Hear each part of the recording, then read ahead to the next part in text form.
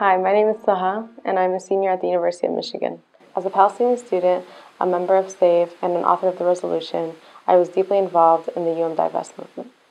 This year, on March 18, 2014, students allied for freedom and equality and their allies approached CSG and proposed a resolution to divest from companies that profit off the Israeli occupation of Palestine.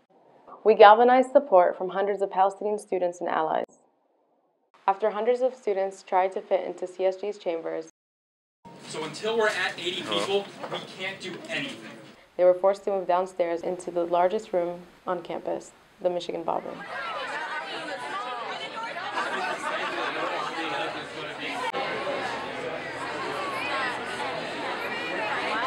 passed by a sign that read, Palestine, 10 kilos away. We were so close to a land we had only heard stories about, and had never seen. The occupation didn't just force my family to relocate to Ann Arbor. It instilled permanent emotional scars that can never be amended. Before we could introduce it to the Central Student Government, CSG decided to indefinitely postpone the resolution.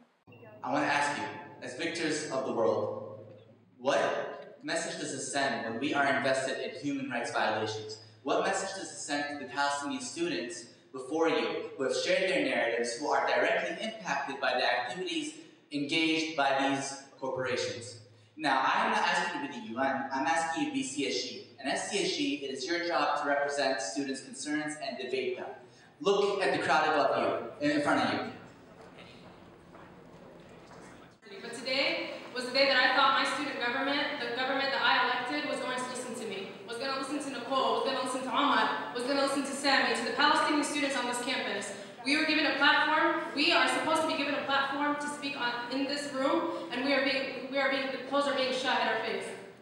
When the decision was finally made, I was crushed, and I turned around and walked towards the crowd, and they just break out into chants of divest.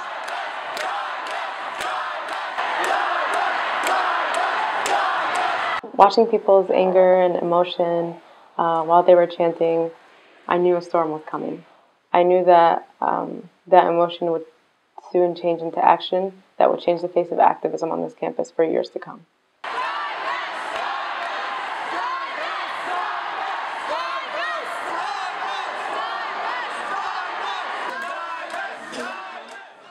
As soon as we made CSG leave the building, we stepped outside the union. Disappointment, sadness, and anger engulfed all of us, and began to share their stories, their disappointment, and ultimately their plan of action.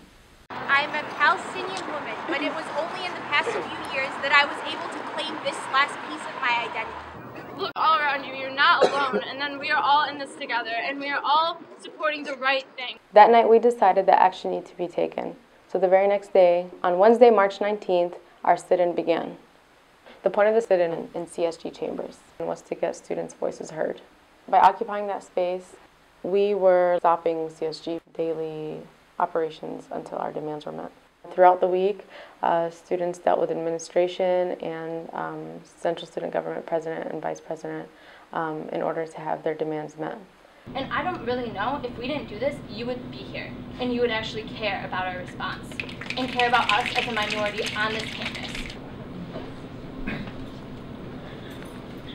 I urge you to have the decency to apologize to the people who were very unfairly silenced, shut down yesterday, because it was disgusting. And for us to go up there and for you to say only 5 people from each side can talk when we had the clear majority of 250 plus students and they had maybe 20 students in opposition, for us to only have 5 students to speak, and that doesn't adequately represent 250 voices. First of all, the issue of whether CSG represents us or not, for me that was closed last night. CSG doesn't represent us. We are, actions speak louder than words.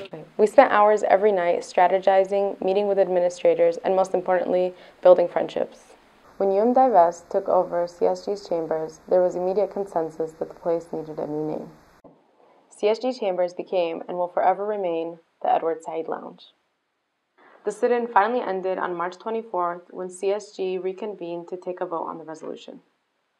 Hundreds of students in support of the resolution filled the room yet again. Palestinian students and their allies were finally given a platform to share their stories. In the case of the University of Michigan, there are 4 companies: General Electric, Heidelberg Cement, United Technologies, and Caterpillar. They produce aircraft designed to bomb and kill, and they have bombed and killed civilians. They are complicit in human rights violations that have been aptly demonstrated by organizations such as Amnesty International, Human Rights Watch, and B'Tselem, the Israeli human rights organization, among others. So you're not being asked to divest from Israel. You're being asked to divest funds from these 4 companies. Dialogue can only happen when there are 2 equal sides and the oppression of the natives and asylum seekers is ended. Then we can attempt to dialogue. My third and last point is that arguing that there is no global consensus would be a complete erasing and whitewashing of the history and activism led by marginalized communities.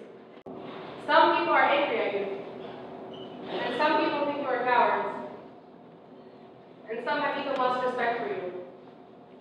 But me, I pity you. I pity you because you had the opportunity to stand on the right side of history and alongside hundreds of Palestinian classmates. I pity you because you had the opportunity to learn from classmates who could have taught you something about love, humanity, dignity, and integrity. I pity you because you have robbed yourself of that opportunity. Finally, CSG took a democratic vote.